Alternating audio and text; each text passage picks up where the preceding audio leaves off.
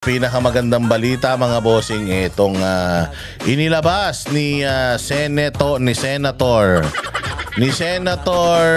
Cayetano na kanyang prayer, kanyang resolusyon, ano bang tawag din yung kanyang inilabas na resolution expressing the sense of the Senate to urge the Philippines to advocate before the International Criminal Court or ICC the interim release of former President Rodrigo Duterte, including inter alia entering into an arrangement with the ICC to receive custody of PRD in a form of house arrest. Patay kayo dyan. Dito natin ngayon malalaman kung gaano kademonyo talaga si Bongbong Marcos at si Claire. Dito natin malalaman. Patay na natin to para talagang dire-diretso na tayo sa ating pagkukwentuhan. Napakaganda nito. So sinasabi nitong resolusyon ni Alan Peter Cayetano na kailangan daw po si Pangulong Marcos ay nagre-request, Marcos tuloy, na makulong si Marcos. So saka na yan.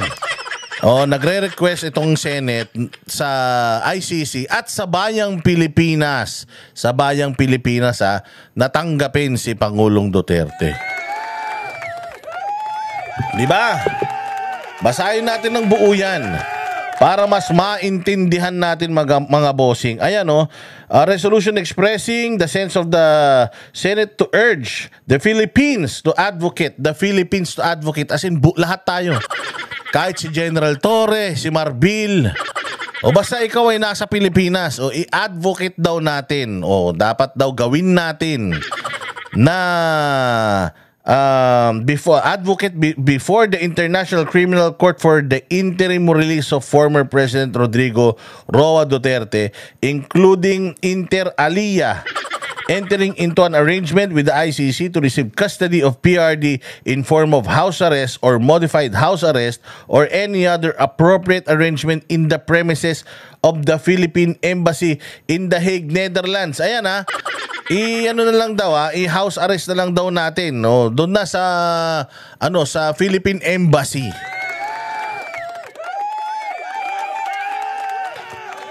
Kung ayaw niyong iuwi sa Pilipinas, para at least matingnan talaga siya, maalagaan talaga siya, dapat i-advocate daw ng ating gobyerno. Ikaw yun, Bongbong. Mamaya, palinga-linga ka na naman. Ikaw yun. Alam namin, ikaw ang nagpadala doon. Pero dinideny nyo naman yan. Since dinideny nyo naman yan at ang Senado natin being a co-equal body of the government, nagre-request na i-house arrest, i-advocate daw na i-house arrest si Pangulong Duterte. Saan? Sa Davao? Hindi na. Kahit hindi na sa Davao, interim release, dyan na din sa The Hague, within the vicinity of our embassy there. I-request na natin mismo sa ICC na tayo ng mga ngalaga. Ano naman mahirap dun? Madali lang yun. Yung ikaw presidente, magbibigay ka lang naman ng utos sa DFA. Tapos dyan sa embassy natin sa The Hague, kung may Philippine Embassy dyan, susulat lang sila sa ICC. Kami nang tatanggap. Wag na sa Pilipinas, dito na lang sa amin. Para at least kahit papaano dito mapapangalagaan namin siya, mga Tagalog makakausap niya. Importante rin naman sa amin yung na yan. We will just give you the assurance na walang mangyayari sa kanya masama rito, na magko-comply sa lahat ng mga kailangan. Kung kailangan umatin dyan, mas madali. Pupunta lang siya, mamamasahe lang siya, sasakay siya ng tren, kaya hatid namin siya ng bisikleta. Siya ay pupunta dyan para kung anong kailangan niya gawin. Humarap ba, mag-zoom or what? Yun ang mga ito, dito mo talaga makikita kung gaano ka brutal Kung gaano kademonyo santanas itong itong Marcos administration, kasi kapag hindi nila pinagbigyan itong request ng Senate nila Alan Peter Cayetano at ng lahat ng mga senador na pipirma nitong resolusyon na to, ibig sabihin siya na talaga. Wala nang dapat sisihin. Siya na talaga yung nagpadala kay Pangulong Duterte dito at impeachable offense yan. Pag hindi nila inacknowledge to, hindi nila ginawa to, ibig sabihin patunay yan na talagang si Bongbong Marcos ang nagpadala kay Pangulong Duterte doon. At yan po ay pagtataksil sa sarili mong kababayan, pagtataksil sa bayang Pilipinas. At yan po grave abuse of discretion yan. At yan po ay impeachable offense po yan. Pwede nang may magsampang impeachment sa kanya kapag hindi niya to. Pagka hindi niya ito inasikaso. Sabihin mo, hindi. Bakit kami makikiusap sa ICC? Wala nga tayong jurisdiction dyan. Hindi nga, Pilipino nga yun nandoon eh. Huwag kayong bobo, Pilipino yun nandoon. O hindi ba, pwede naman daw, Senado mismo nagre-request, baka naman, Bongbong, request mo na i-house na natin siya sa property ng Pilipinas, which is yung embassy. Ang embassy kasi ng Pilipinas diyan sa The Hague. Philippine territory yan. So sa teritoryo natin, ilagay na natin siya doon kahit nandiyan siya sa The Hague. Di naman siya makakauwi ng Pilipinas, at least man lang maaalagaan natin siya. Sobrang hirap ba nun? Di ba okay lang naman yun, kayang-kaya naman gawin yun. Di ba magrereklamo pa ba mga makakaliwa doon? Ang gusto naman ng mga makakaliwa, wala lang siya sa Pilipinas, di ba?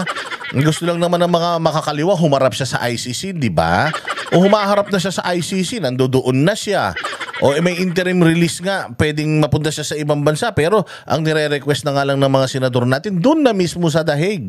Doon na mismo sa property natin doon para talagang matutukan. Una, yung health ni Pangulong Duterte. Pangalawa, yung pagkain, importante yun. Well, unless talagang satanas itong putragis na Bongbong Marcos na to at i-deny niya pati ito. Pag dininay niya ito, wala na tayong pag-uusapan doon. Ibig sabihin, talagang dinala niya si Pangulong Duterte doon hindi para humarap sa kaso, kundi para maghirap at doon mamatay. Tama? Pwede naman tayo mag-assume na gano'n. Diba? Pwede naman tayo mag-assume na gano'n na kapag hindi niya ito inasikaso, ibig sabihin talagang siyang may kasalanan. Ano pa ba yung kanilang mga grounds? Article 14 of International Covenant on Civil and Political Rights, to which the Philippines is a state party, guarantees that everyone charged with criminal offense shall have the right to be presumed innocent until proven guilty according to the law. Well, ano naman to? Kumbaga lahat naman yata ay ganito. You are proven innocent until proven otherwise, di ba? Article 10 of the ICCPR, ICCPR International Covenant on Civil and Political Rights, bumundo to. Article number 10 of the ICCPR provides that all persons deprived of their liberty shall be treated with humanity and with respect to the inherent dignity of the human person. The rules of procedure and evidence of the International Criminal Court allows person being tried therein interim release. Oo, nangyari na kasi ito.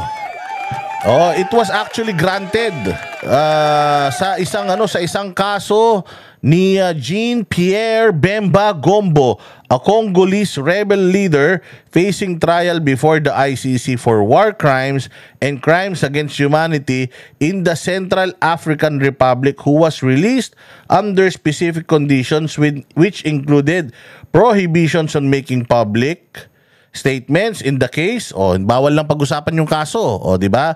Changing address without prior notice, yun lang yung mga yung mga pinagbabawal. Bawal kang lumipat ng bahay nang hindi alam. and contacting any witnesses in this case. Puta, wala namang pakialam si Pangulong Duterte sa witness na, hindi naman niya kukontakin yan. Wala namang cellphone yung tao, matanda na yun. Hindi na nakakaintindi ng technology yun. Ano pa? As well as directives to fully comply with all orders issued in the case, to surrender immediately to the relevant authorities if required by the ICC. Oh. Pag kailangan daw ng ICC, pupunta siya. Kung kailangan siya makulungit, so surrender siya. Ganun lang yun. The Philippines itself allowed prominent personalities, si Leila de Lima, particularly former Senator Leila de Lima, to continue performing her functions and responsibilities as a senator during the pendency of the criminal charges against her, di ba? Kahit nakakulong siya, senador siya, hindi na nga lang siya nanalo. The Philippines allowed these reasonable accommodations pursuant to the constitutional right to the presumed innocent until proven guilty.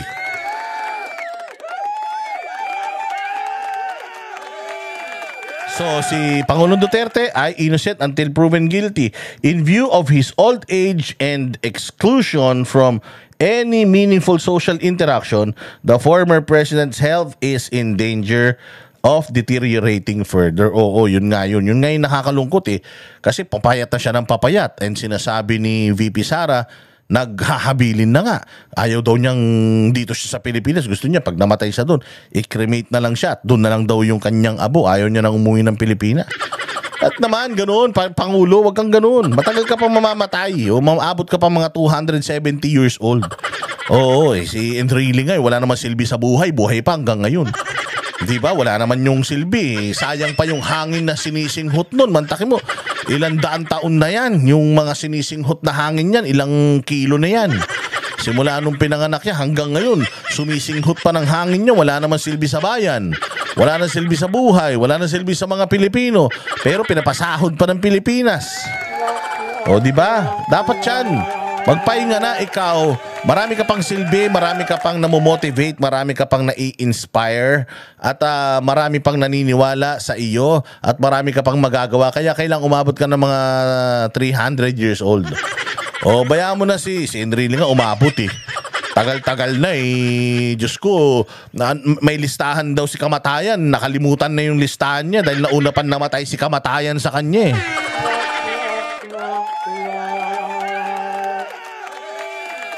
Yan o, sabi nga dito, to grant the former president interim release in the form of a house arrest or modified house arrest or any other appropriate arrangement subject to conditions restricting liberty to be imposed by the ICC would be beneficial to his health and while presenting no risk to the integrity of the ongoing trial. O, di ba? O, suma total. Now, therefore, be it resolved as it is hereby resolved by the Senate of the Philippines to express the sense of the Senate to urge the Philippines to advocate before the International Criminal Court for the interim release of former President Rodrigo Duterte, including inter alia or entering into an arrangement with the ICC to modified house arrest or any other appropriate arrangement in the premises of the Philippine Embassy in The Hague, Netherlands. O, doon na lang sa Hague, Netherlands, okay na yun. Kaya sana naman, manalangin tayo na si Bongbong Marcos ay may tumitibok na puso. Alam naman natin na hindi niya gagawin yan, pero proof yan na kapag hindi niya yan ginawa, kapag hindi niya yan inadvocate, kapag hindi niya pinakinggan yung panawagan ng Senado, lalong-lalo na this is a resolution. Resolution na to ha. Pag hindi niya pinakinggan ito, pati ng mga tsuwariwap niyang mga walang mga laman ng utak, ibig sabihin, safe na to say, kasalanan talaga nila to, kagagawan talaga nila to, gusto talaga nilang mangyari ito, kasinungalingan yung sinasabi nila na nag-comply lang sila, etc. etc. Dahil sinabi mismo ng ICC na gobyerno niyo mismo yung nakipag-coordinate at nakipag-usap sa amin. Dinidinay naman yan ng Malacanang. Kung talagang dinidinay yan ng Malacanang at gusto ng Malacanang na maayos talaga ang bayang Pilipinas, itrato natin ng tao itong isang dating presidente na nagsilbi ng matino, mahusay, buong puso, walang halong katarantaduhan at pagnanakaw sa bayang Pilipinas. Manalangin tayong lahat na sana katukin ng Panginoon ang pusong bakal ni Bongbong. Naniniwala ako wala siyang utak, pero puso meron yan. Naniniwala ako na may puso siya at ito ang request ng Senado. Sabi mo nga, tama ng pamumulitika. Ito na ang pagkakataon mo, Bongbong Marcos, para patunayan mo sa Pilipinas na wala ka mang utak, meron ka namang puso. Marami naman mga nagsasabi, itong mga hayop talaga tong hinihingi pa 10,000 ni Cayetano doon sa comment section. Teka Cayetano, bago yan, yung 10,000 muna na ayuda. Putang ina nyo, nangihingi pa kayo ng ayuda, hindi pa kayo nagsawa sa ayuda ni Romualdez. Ang dami-dami ng ayuda ng punyeta na yan. Pati ba naman yung 10,000 ayuda na naman hinihingi nyo na naman? Di ba pinaliwanag ko na sa inyo yan, 10,000 ayuda na yan? Yung 10,000 ayuda nung umpisa ng gobyerno ni Bongbong Marcos, dahil nga hinahanap nyo ng hinahanap kay Cayetano, nagpanukala si Cayetano na magbigay ng 10,000 bawat pamilya. Dininay nga yan, dinicline yan ng budget secretary natin. Sabi wala daw pera, hindi binigay niya 10,000 kada pamilya, pero putang ina niyan, yung tupad, akap, AX, 4-piece, lahat-lahat ibinigay naman nila. Oo nga, anong ha? Ibinigay nila yun. Ayaw nila no 10,000 ni Cayetano, gawa ng pagka naisabatas yung 10,000 ni Cayetano na ibigay, di ang credit na kay Cayetano. Ayaw ng gobyerno na yung credit na pupunta sa iba. Wala na nga silang ginagawa Gusto nyo pa yung credit mapunta pa sa iba. So ayun, pinigilan nila yun. Kaya yung mga humingi na 10,000 kay Cayetano, hingin nyo yan kay Bongbong. Dahil vinito ni Bongbong yan. Ayaw ni Bongbong ng 10,000 nyo, mga tarantado kayo. Kala nyo wala kaming sagot Akala nyo wala kaming sagot. Meron kaming sagot dyan. Yung nek-nek ninyo at ang boses ng masa hindi natatakot. Katotohanan lang, di kami nalulunod. Walang bahid ng sismis, lahat ay totoo. Kahit sino ka pa, pag mali ka babanatan ka. Walang pinipili kulay, wala kaming kinikilingan. Basta para sa bayan, kami lalaban. Pagdama palakpakan, pag mali banatan. Di matitinag, di matatakot, para sa bayan tuloy ang sigaw. Sa harap ng kamera, walang halong takot. Mga baluktot, lahat kayo'y tutumba. Ang hustisya at totoo, yun lang ang mahalaga.